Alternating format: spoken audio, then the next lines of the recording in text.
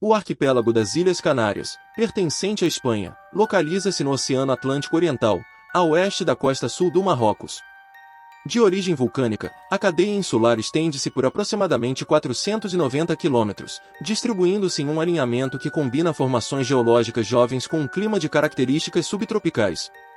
A semelhança geológica e climatológica com o Havaí fez das Canárias um polo turístico de relevância internacional a partir da década de 1960, sustentando grande parte de sua economia contemporânea. Na noite de 22 de junho de 1976, por volta das 22h15, os serviços de emergência das 7 ilhas principais começaram a receber uma quantidade incomum de ligações. Moradores relatavam a observação de um fenômeno luminoso de aparência extraordinária e assustadora que ocorria no céu noturno, aparentemente a oeste do arquipélago.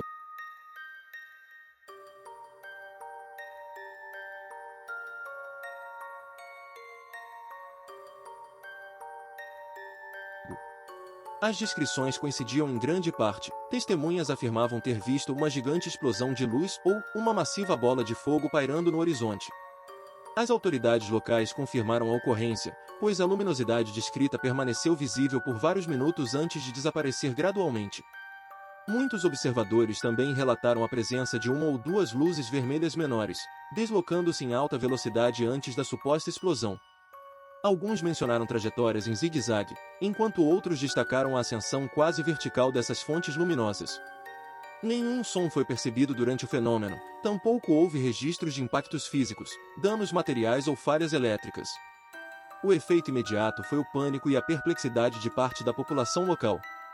Um turista estrangeiro hospedado em Maspalomas, na ilha de Gran Canaria, registrou a única fotografia considerada autêntica do evento, tirada da varanda de seu quarto de hotel. A imagem foi posteriormente submetida a ajustes de contraste para realce dos detalhes visuais.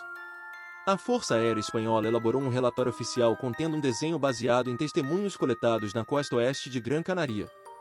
A ilustração reproduzia a silhueta da ilha vizinha, Tenerife, destacando o perfil do Monte Teide, o pico mais elevado da Espanha, com 3.718 metros de altitude, a cerca de 70 quilômetros de distância.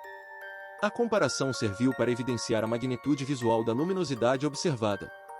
Simultaneamente, o navio cargueiro Osaka Bay, de bandeira de Hong Kong, navegava entre a cidade do Cabo e Southampton, a aproximadamente 400 quilômetros ao sul da ilha de La Gomera. A tripulação também observou o fenômeno, posteriormente descrito em croquis elaborados a partir de seus depoimentos. Outro testemunho relevante veio da corveta Atrevida, F-61, da Marinha Espanhola, que navegava ao sul de Fuerteventura. O comandante relatou: às 22h27 do dia 22 de junho, horário local, foi observada pela primeira vez uma luz brilhante, de intensa coloração amarelo-azulada, decolando e elevando-se em altitude em direção à nossa posição. Ao atingir determinada altura, entre 15º e 18º, permaneceu imóvel, girando sua projeção luminosa e revelando sua fonte de luz. O capitão descreveu ainda a formação de um grande círculo luminoso azulado que permaneceu visível por cerca de 40 minutos, iluminando parcialmente o mar e o litoral. O comportamento indicava, segundo o relato, que a origem não estava a grande distância, mas em posição relativamente próxima. A imprensa local repercutiu amplamente o episódio. O jornal El Dia, em sua edição de 23 de junho de 1976, publicou: foi avistado entre 22h15 e 22h30, de acordo com um de nossos jornalistas que reside no Vale de Aridane, ilha de La Palma. O brilho, que durou cerca de 5 minutos, parecia um foguete que havia saído do mar. O periódico La Província, da mesma data, relatou fenômeno semelhante observado em Gran Canaria. O fenômeno mencionado começou com 2 objetos vermelhos que se moviam em zigue-zague, formando uma espécie de espiral. Acima dessas faixas havia algo que se assemelhava a 2 potentes focos de luz azul. Com base nessas descrições, análises preliminares permitiram estimar a localização e a altitude do fenômeno. No momento inicial, o Sol encontrava-se 13,7 graus abaixo do horizonte, com azimute de 307 graus, noroeste.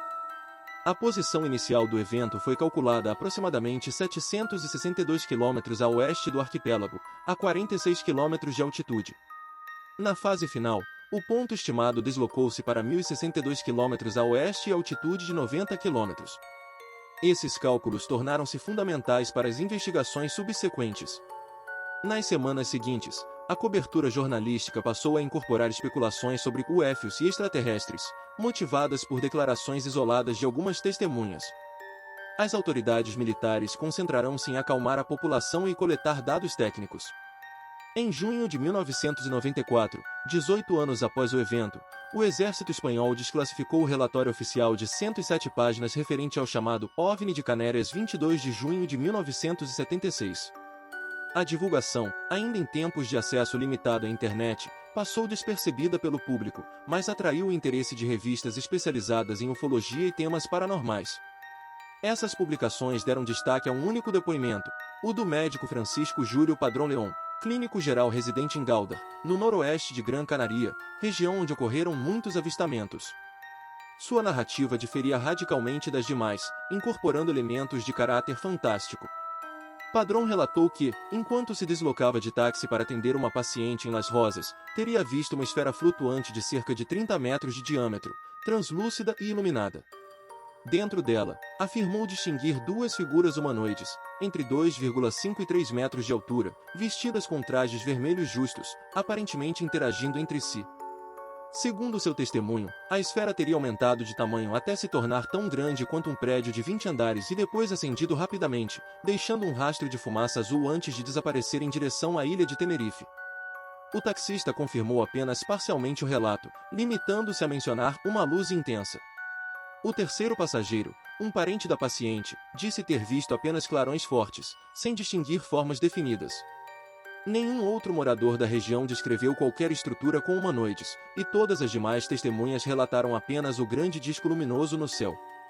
Mesmo assim, revistas como Enigmas, Ano Zero e Mais Alá exploraram amplamente o depoimento do médico, ilustrando suas supostas figuras em trajes vermelhos e afirmando que o campo de Cebolas próximo teria sido queimado pela propulsão da nave, alegação nunca confirmada.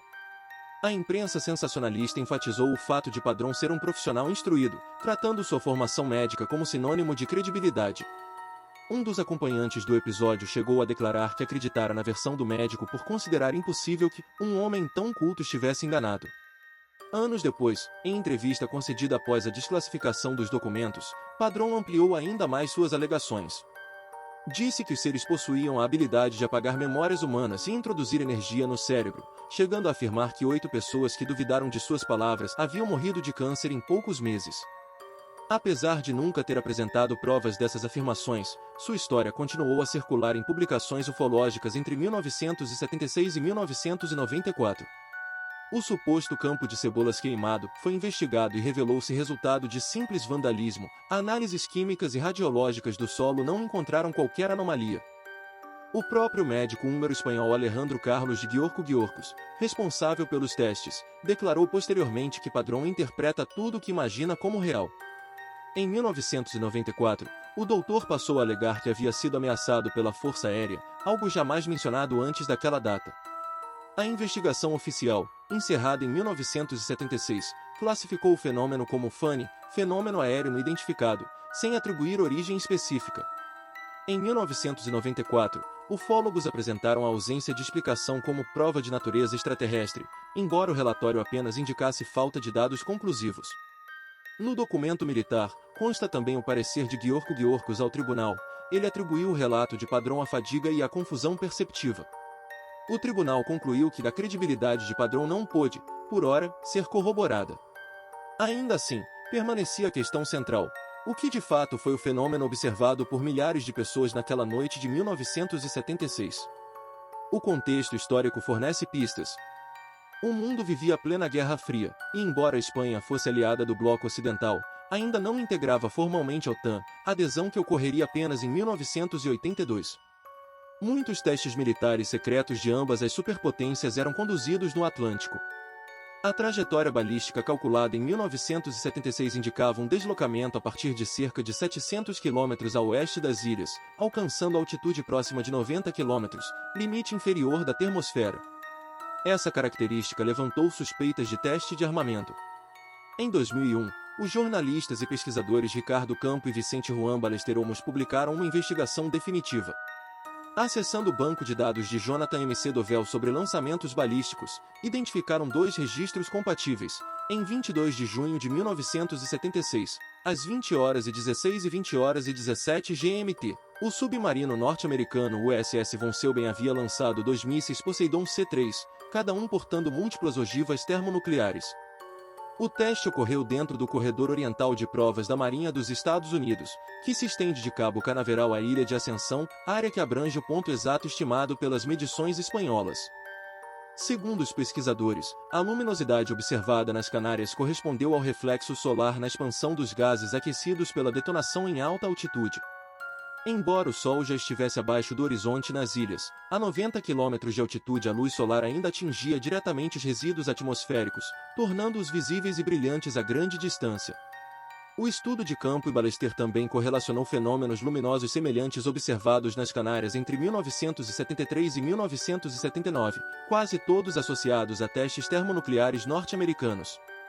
Um único caso, ocorrido ao sul do arquipélago em 1979, foi posteriormente reconhecido pela Rússia em 2017, sem maiores detalhes.